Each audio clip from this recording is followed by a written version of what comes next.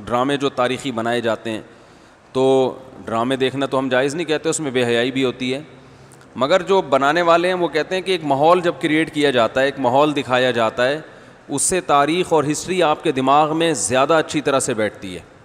تو Tayyip Erdogan نے drama بنایا نا، ارطغرل بڑا مشہور ڈرامہ چل رہا ہے، بہت دنیا دیکھ رہی ہے، تو میں ڈراموں کو جائز نہیں کہتا، لیکن جو لوگ فلمیں دیکھ رہے ہیں پہلے سے بے حیائی کے کاموں میں پڑے ہوئے ہیں اور غلط چیزیں دیکھ رہے ہیں، تو ہم ان کو کم از کم یہ مشورہ دیتے ہیں کہ یار انڈین فلمیں دیکھنے سے بہتر ہے یہ جو آج کل وہ ڈرامے جو ہمارے فیملی سسٹم کو تباہ و برباد کر رہے ہیں، جب تم نے دیکھنا ہی ہے تو کم از کم ایک کم درجے پر آ جاؤ نا، اس کو دیکھ لو، تو اس سے تو پھر بھی بہتر ہے کہ کم از کم تمہیں ہسٹری تو پتہ چلے گی، کم از کم تمہیں یہ تو پتہ چلے گا مسلمانوں کی تاریخ کیا تھی۔ اور ایسے صرف دعاؤں سے کام نہیں بنا، انہوں نے بڑی بڑی قربانیاں دی ہیں۔ سلطان محمد فاتح نے بہت بڑی قربانی دے کے قسطنطینیہ فتح کیا تھا، دنیا کی سب سے بڑی توپ بنائی تھی اس نے، اور آج ہماری صرف باتیں توپ ہیں، باتیں ایسی کریں گے جیسے بہت بڑی توپ ہیں ہم، کوئی عمل ہمارے کیا ہیں زیرو، نہ سائنس میں آگے، نہ ٹیکنالوجی میں آگے، نہ مذہب میں آگے۔ وہ ٹیکنالوجی کی دنیا میں بہت آگے تھے، سائنس کی دنیا میں بہت آگے تھے۔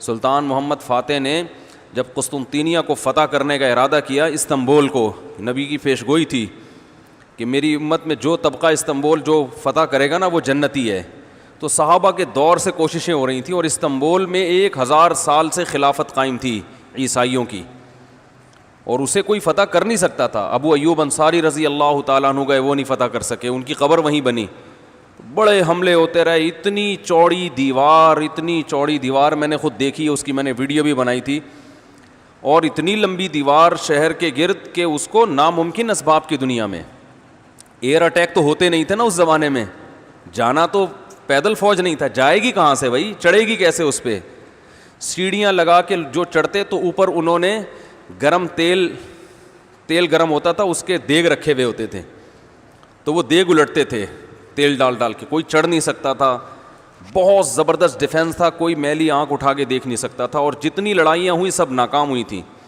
سلطان محمد فاتح نے کہا بھائی نبی نے خوشخبری دی ہے، ہم فتح کر کے چھوڑے گا۔ پھر وہ مشہور واقعہ ہے، اس نے کیا کیا کہ خشکی میں کشتیاں چلا دیں، سارے جانور راتوں رات ذبح کیے، ان کی چربی پگھلا کے پتھروں پہ بچھائی گئی ہے، اس پہ سمندری جہاز بٹھا کے، وہاں میں جب ترکی میں گیا ہوں تو اب دیکھو یہ چیز کتابوں میں بھی بتائی جا سکتی تھی نا، لیکن وہاں طیب اردگان نے کیا کیا ہے، میوزیم بنائے ہیں، ان میں یہ پورا منظر دکھایا جاتا ہے، خدا کی قسم ایسا ایمان بڑھتا ہے کہ چیخیں مارنے کا دل کرتا ہے، ایسی جو علماء بھی گئے ہیں نا، بنوری ٹاؤن کے ایک شیخ الحدیث گئے تھے، وہ کسی نے بتایا وہ رو رہے تھے چیخیں مار مار کے، جو جاتا ہے یہ منظر ہوتا ہے، وہ جب دکھاتے ہیں نا اپنی آنکھوں سے، بھائی کیا منظر، اور کیسے وہ کشتیوں کو راتوں رات خشکی پہ لے کے چلے ہیں، اور خشکی پہ لے جا کے پیچھے سمندر میں اتارا، اور سامنے سے بھی اٹیک اور پیچھے سے بھی اٹیک۔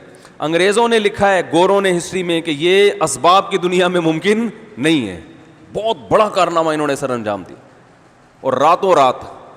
تو یہ ہماری تاریخ تھی جس کی وجہ سے ہمیں عروج ملا تھا، آج ہم صرف پیڑے کھا رہے ہیں، باتیں ٹھوک رہے ہیں بیٹھ کے، صحیح ہے نا، بزرگوں پہ طنز، علماء پہ اعتراضات، ایک دوسرے پہ کیچڑ اچھالنا، فرقہ پرستی، ان چیزوں میں ٹائم ضائع ہو رہا ہے، اور کوئی موٹیویٹ کرنے والا نہیں ہے، کوئی تعمیری کام کرنے والے لوگ بہت تھوڑے رہ گئے ہیں، اور ٹیکنالوجی کی طرف تو توجہ ہی نہیں ہے۔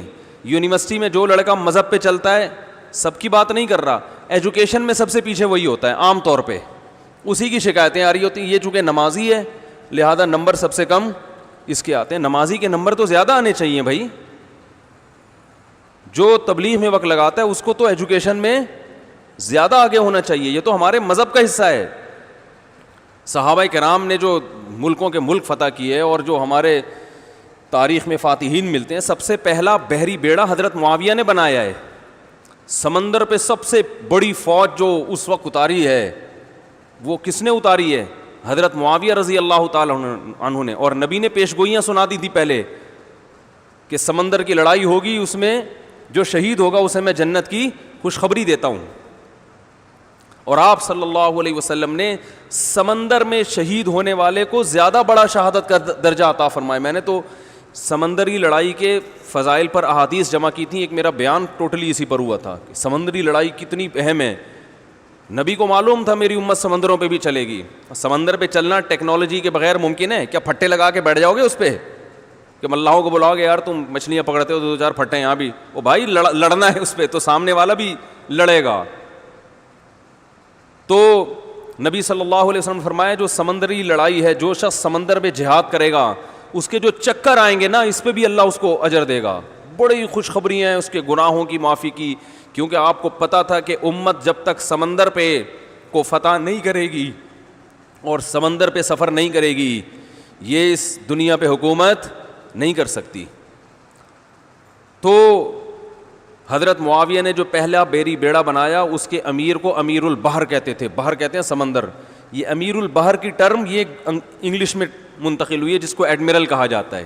بہت ساری فوجی اصطلاحات اور سائنسی اصطلاحات عربی سے انگلش میں ٹرانسفر ہوئی ہیں, عربی سے انگلش میں گئی ہیں. آج میڈیکل سائنس میں بہت سے الفاظ ایسے ہیں جو عربی سے انگلش, مسلمان سائنسدانوں کے تھے وہ, لیکن اب دیکھو حال کیا بنا دیا. ایک نمبر کے سست نمازیوں کی حالت تو دیکھ لو جا کے. سب سے سست ترین جو ہوگا وہ دیندار بنا ہوا ہوگا. سب کی بات نہیں کر رہا, ڈاکٹروں میں ہم نے بڑے اچھے اچھے دیندار دیکھے ہیں, سائنسدانوں میں, ایٹمی سائنسدانوں میں تو دیندار زیادہ ہیں الحمدللہ, لیکن میجورٹی کی بات کر رہا ہوں کہ پتہ نہیں کہ ہمارے ذہن میں یہ کچھ ایسا کسی نے, شیطان نے بات ڈال دی ہے کہ ہم نے صرف جو ہے ایک طرف کو فوکس کیا ہوا ہے, دوسری طرف کو ہم نے بالکل نظر انداز کر دیا ہے. تو بھائی جس طرح سے دین کی تعلیم انتہائی ضروری ہے, اس کی کوئی اس کی اہمیت کی کمی کا انکار نہیں کر سکتا. انگریز جو تباہ ہو گئے نا, فیملی سسٹم تباہ ہو گیا, زنا معاشرے میں پھیل گیا, والدین اولڈ ہوم میں, وہ وجہ کیا؟ مذہب نہیں ہے نا, مذہبی تعلیم نہیں ہے.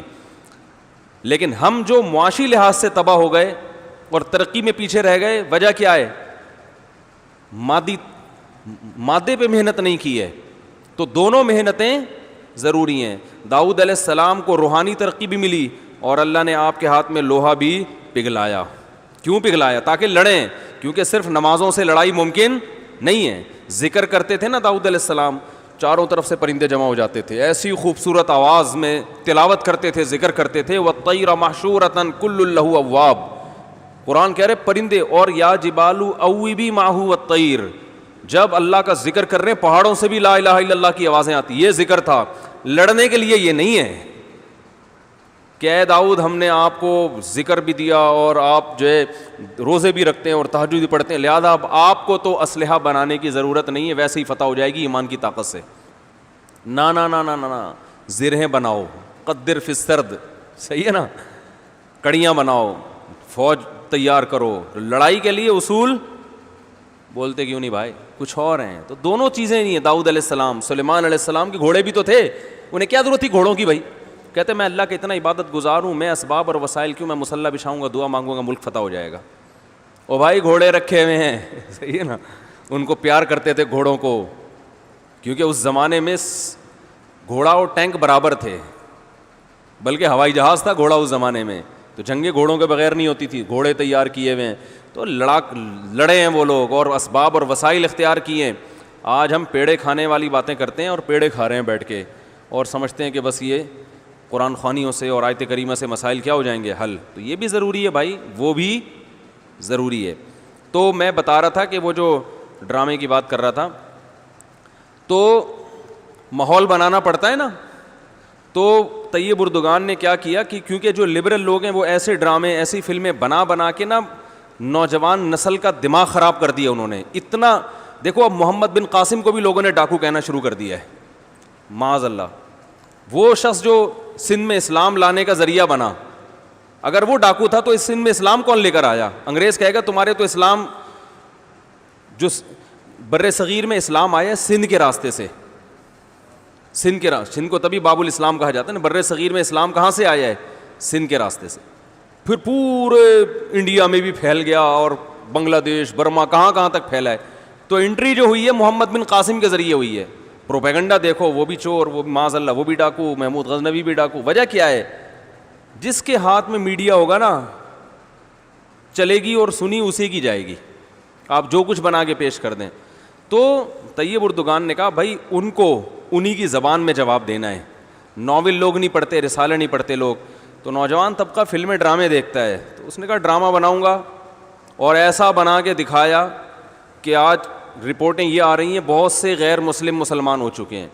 تو میں عام لوگوں کو وہ ڈرامہ دیکھنے کا مشورہ نہیں دیتا, اس میں عورتیں بھی ہیں اور کچھ کہا جاتا ہے, میں نے نہیں دیکھا وہ ڈرامہ, بے حیائی کے مناظر بھی ہیں, لیکن میں ان لوگوں کو جو غلط چیزیں دیکھ رہے ہیں ان سے کہتا ہوں یار کچھ دیکھنا ہی ہے تو پھر ادھر دیکھ لو, جو نہیں دیکھ رہے وہ کچھ بھی نہ دیکھیں, وہ پھر اس کے بعد پھر آگے بھی جائیں گے, وہ یہ دیکھ کے پھر وہ ان کو شوق پیدا ہوگا ذرا فلمیں بھی دیکھیں. اور جو نہیں دیکھ رہے وہ تو بچے رہے ہیں, جو دیکھ رہے ہیں تو بری چیزیں دیکھ رہے ہیں تو بھائی یہ دیکھ لو پھر, تو اس سے کم از کم ایک کریٹیو سوچ پیدا ہوگی تمہاری, اور کم از کم ایک تعمیری سوچ پیدا ہوگی, مسلمانوں کی ہسٹری کا تمہیں پتہ چلے گا. تو اردگان کی سوچ چونکہ یہ تھی اس لیے اس نے وہ کر دیا, اور اس سے بہت لوگ پریشان ہیں اس ڈرامے سے. یعنی اس سے جو اسلام دشمن قوتیں پوری دنیا میں پابندی لگانے کی کوشش میں لگی ہوئی ہیں. ابن تیمیہ رحمہ اللہ کا قول ہے نا, تمہیں باطل کی پہچان نہ ہو نا کہ حق کیا ہے اور باطل کیا ہے, تو دیکھ لو باطل کے تیروں کا رخ کس طرف ہے. سارے باطل جس کے پیچھے پڑے ہوئے ہونا سمجھ لو یہ کیا ہے, حق ہے, تو ان کو پتہ ہے اس کا اثر کیا پڑ رہا ہے. تو ماحول جو کریٹ کیا جاتا ہے, ماحول ایک قائم کیا جاتا ہے, اس سے جو لیسن ملتا ہے وہ ویسے زبانی سمجھانے سے نہیں ملتا.